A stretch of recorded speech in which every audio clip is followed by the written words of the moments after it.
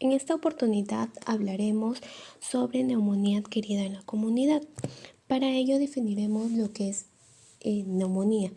Neumonía es la inflamación del parénquima pulmonar debida a un agente infeccioso físico o químico, por el cual la neumonía adquirida en la comunidad la definiremos como una enfermedad infecciosa que afecta a los pulmones, pero específicamente a individuos que no han sido hospitalizados recientemente o que no hayan tenido contacto con algún nosocomio durante al menos antes de las 48 horas de presentar la enfermedad.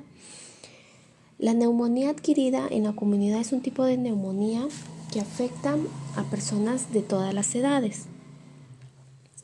Esta tiene una incidencia del 5 al 11% en la población adulta, es más frecuente en varones, en edades extremas de la vida, en invierno.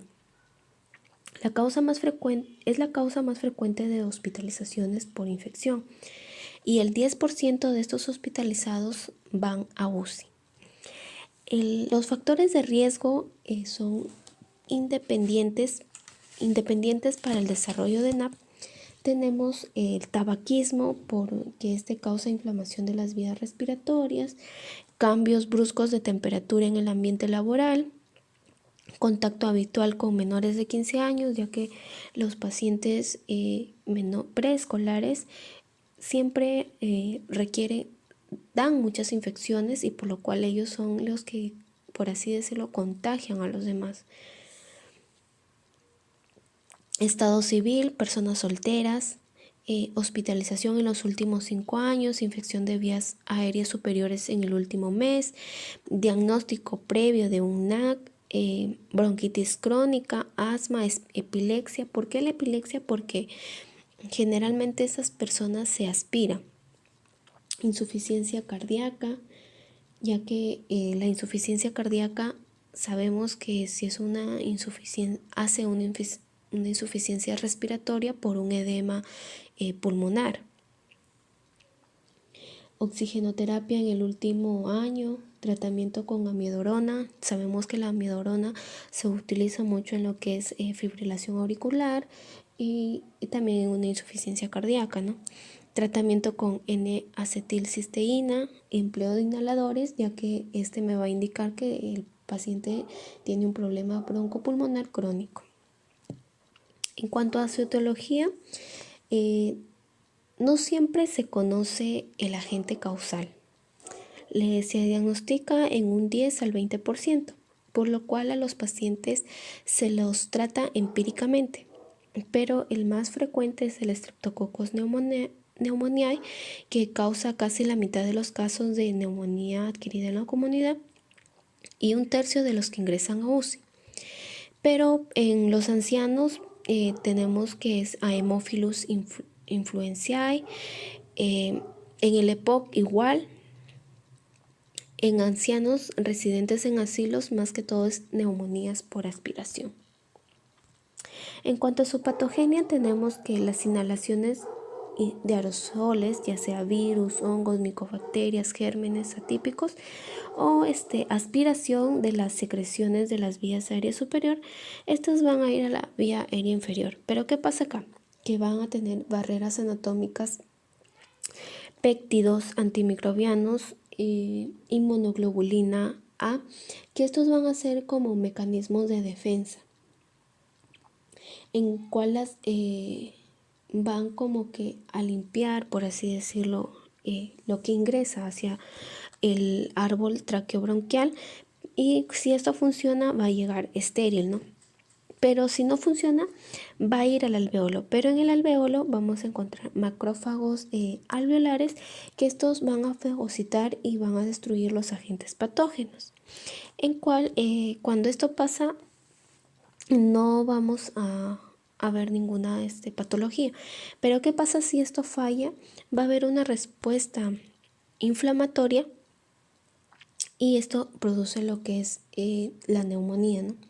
Donde va a haber una inflamación de los alveolos y parénquima pulmonar, y sobre todo reclutamiento de los polimorfonucleares. En su fisiopatología, la ocupación alveolar por exudado inflamatorio Esto es más que todo por un moco purulento y me va a llevar a un mecanismo fisiopatológico que es la alteración de ventilación-perfusión. Esta generalmente va a ser menor de 1. Los alvéolos se van a encontrar perfundidos, pero no ventilados. Esto me conlleva lo que es una insuficiencia respiratoria de hipoxemia por hiperventilación secundaria y alcalosis respiratoria. En su fase inicial, acá los pacientes se van a encontrar eliminando mucho CO2. En cuanto a su cuadro clínico, tenemos síntomas y signos. En los síntomas vamos a encontrar fiebre por la misma infección, malestar general, una tos productiva, que esto va a ser en neumonía típica, expectoración, disnea por el grado de hipoxemia, dolor torácico, sobre todo si hay colapso, una telectasia, inflamación de la pleura. Hemoptisis, sobre todo si hay una neumonía necrotizante, el paciente va a generar una hemoptisis. Signos, por ejemplo, tenemos lo que es taquipnia, taquicardia, hipertermia, crepitantes, aumento de las vibraciones vocales y matidez. ¿Por qué habrá un aumento de las vibraciones vocales? Por la misma consolidación. Y la matidez igual, ¿no? En cuanto a su examen físico, para que tenemos que hacerle al paciente después de ya haber hecho una buena anamnesis, por ejemplo, preguntarle la edad del paciente, saber a qué sea su ocupación laboral, saber de dónde proviene, si proviene, por ejemplo, en el caso de que estamos en Perú, si proviene de lugares que ya sean, que son muy frecuentes las neumonías, por ejemplo, en la sierra, en lugares donde hay llegan a bajas temperaturas. Hacerle una buena anamnesis sobre todo, ¿no? Por ejemplo, si también tiene algún hábito nocivo, si ha tenido ya antes una neumonía, todo eso. Y entonces una vez ya hecha nuestra anamnesis, vamos a ir a nuestro examen físico. En nuestro examen físico, en la inspección, en un tórax estático, vamos a encontrar una restricción unilateral. En un tórax dinámico va a haber lo que es taquipnia e hipopnea. En la palpación vamos a encontrar una piel caliente, dolor en la compresión, va a haber una expansión torácica disminuida unilateralmente, vibraciones vocales aumentadas por la consolidación. En la percusión vamos a encontrar un sonido de matidez con columna sonora. Acá también debemos evaluar los límites y forma. Una submatidez en lesiones pequeñas por interposición del tejido pulmonar sano. En la auscultación encontramos hallazgos anormales, por ejemplo, el reemplazo del murmullo vesicular por un soplo tubárico. Ruidos agregados por los crépitos al inicio, ya que este se da por el colapso de secreción al ingresar el aire. La voz, va a estar abolida, las vibraciones vocales. Variaciones patológicas, va a haber vamos a encontrar broncofonía, pectoriloquia áfona y en ocasiones egofonía. Entonces, nuestro esquema diagnóstico sería un paciente con disnea, fiebre, que tenga tos productiva, expectoración, hemoptisis. Vamos a encontrar, si encontramos disminución del murmullo pulmonar, aumento de las vibraciones vocales, matidez en la zona afectada y que se encuentre, por ejemplo, que encontremos soplo tubárico, broncofonía, pectoriloquia áfona y a veces como eventualmente o en raras ocasiones egofonía y que encontremos estertores crépitos, sobre todo en la zona afectada, sospechar de una neumonía adquirida en la comunidad. Entonces, después de hacer nuestra anamnesis, como ya dijimos, nuestra exploración física, auscultamos, vamos a ir a las pruebas, a pruebas de laboratorio. Por ejemplo, pediremos un hemograma para evaluar si tiene leucocitosis, para ver si hay una infección. Por ejemplo, hacer también bioquímica, un perfil renal, un perfil hepático, electrolitos. Esto porque puedo pensar en una sepsis. A la vez también me sirven para ver los medicamentos que voy a dar, ya que la mayoría de antibióticos o bien tienen metabolismo hepático y eliminación renal, ¿no? También pedir un AGA para ver si hay saturaciones de oxígeno bajas y bueno, pedir nuestra radiografía de tórax póstero, anterior y lateral. ¿Por qué? Ya que aquí vamos a encontrar infiltrado alveolar. Estos infiltrados van a ser consolidaciones alveolares con broncograma aéreo. Si ya estoy seguro de que es una condensación, una neumonía, entonces tenemos que hacer ciertas consideraciones o condiciones para valorar nuestros patógenos. Por ejemplo, en una condición de un paciente alcohólico, valorar anaerobios, Mycobacterium tuberculosis, Bacillus gram negativos y Streptococcus pneumoniae. En un paciente con EPOC, valorar mucho lo que es Haemophilus influenzae.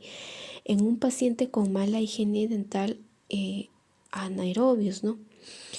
En lo que es un paciente que que se inyecta drogas, valorar Streptococcus aureus, ya que este es de nuestra microbiota habitual, como ellos no tienen una asepsia, ¿no?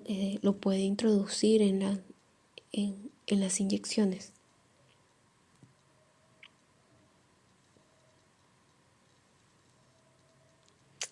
En su tratamiento, valorar si el tratamiento será ambulatorio o va a requerir lo que es necesidad de hospitalización. Se debe valorar factores de riesgo de neumonía grave y evaluar el pronóstico. Para el tratamiento ambulatorio o si hay necesidad de hospitalización, vamos a ver, se va a requerir algunas escalas. Por ejemplo, si el paciente se encuentra inestable hemodinámicamente o tiene hipoxemia aguda, si tiene necesidad de oxígeno, intolerancia oral, condiciones físicas frágiles, problemas sociales o psiquiátricos severos o una situación inestable domiciliaria. Y bueno, acá el tratamiento empírico inicial determinará más la evolución que el conocimiento del patógeno causal. Quiere decir que más que buscar el agente causal de la neumonía, me interesa darle antibiótico lo más pronto posible, ya que cuanto más pronto le doy antibiótico, mejor será la evolución. ¿Y cómo les doy? O sea, típicamente, si es una neumonía típica, lo que debo cubrir es neumococos, haemophilus, si es un paciente indigente o tiene muchas caries o una boca aséptica, cubrirán a anaerobios. O sea, ver también las características de los pacientes. O sea, por eso hemos puesto la condición del paciente y por lo que estamos sospechando, ¿no? Acá vemos lo que le podríamos dar en un paciente ambulatorio, en un paciente hospitalario. Tenemos que considerar algunas escalas pronósticas. Tenemos lo que es el PCI, el CURT 65 y diferenciar entre una neumonía típica y atípica. La neumonía típica va a tener una presentación clínica de comienzo agudo, esputo purulento o muco purulento, dolor pleurítico. En los signos radiológicos vamos a ver una consolidación lobar o cementaria, incluso derrame pleural, pero en una neumonía típica Es un comienzo subagudo, esputo mucoso o tos seca, manifestaciones extrapulmonares, va a cursar también con diarrea, dolor abdominal, falta de respuesta a beta-lactámicos. En los signos radiológicos vamos a encontrar infiltrados asimétricos heterogéneos, un derrame por cavitación y consolidación, pero son poco frecuentes. Y bueno, aquí ya habíamos considerado la primera parte. Si es una neumonía, tenemos que hacer lo que es la valoración de la gravedad. Y acá, como le hemos hablado con las escalas pronósticas del CUR-65 y el PCI, y valorar si el paciente va a tener un tratamiento domiciliario o si va a ser hospitalizado. Gracias.